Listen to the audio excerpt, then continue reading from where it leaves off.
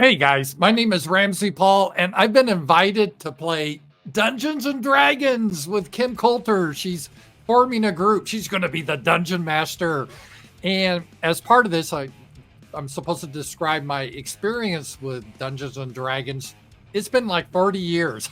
I played with the advanced Dungeons and Dragons. I don't know. I will get into the new rules, but the rules don't really matter. It's the character. And I'm here to describe the character I will be playing. Commodus. Yeah, the name comes from a Roman emperor.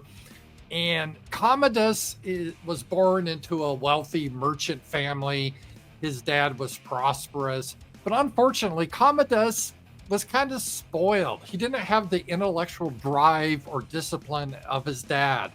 In fact, he liked to spend his time just kind of hanging out at the estate, drinking, gambling, fornicating, just carousing. That's how he lived his life, and it frustrated his father. But Commodus was and is a pretty large guy. He's about 6'2", around 200 pounds, and he has a lot of natural athletic ability. And because of that, and his father's connections, he's had mercenaries train him in all sorts of use of weapons. So Commodus is a natural fighter. Unfortunately, Commodus doesn't have a lot of good characteristics. He's a very charming man, and he can speak well.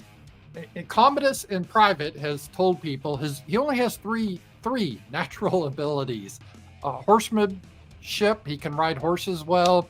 He's pretty good with foreign languages, and he can fornicate well. That's it. That's all he really does. Otherwise, he's sort of a natural coward. And if he can steal something, he'll steal something. He's a liar, but he does it in a very charming way. So everything was going well on his father's estate. He was just laying around carousing. He got a servant girl pregnant, but what the hell? She's a servant girl. In this culture, it really doesn't matter. But then he went too far. He got a girl from a noble, a daughter of a noble, pregnant. And this guy had connections. So honor dictated that Commodus needed to marry her. Not only honor, his father insisted. Well, that's not going to fit into Commodus's life. So Commodus, in the middle of the night, he got on his horse and he got the hell out of his father's estate with a bunch of gold and his weapons. And he ended up in the village called Crest Hill Village.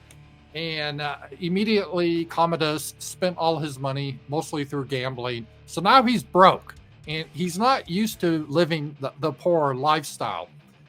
Good news for Commodus. I guess there's some rumors of villagers disappearing, and Commodus is looking at, hey, they need someone to look into this matter. This is a way for me to gain some adventure and maybe make some easy gold and find some easy women. So this is where Commodus starts out his adventure.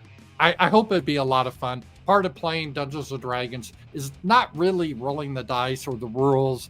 It's interacting with other people, playing a different type of character. Hope you get to see you guys in the game.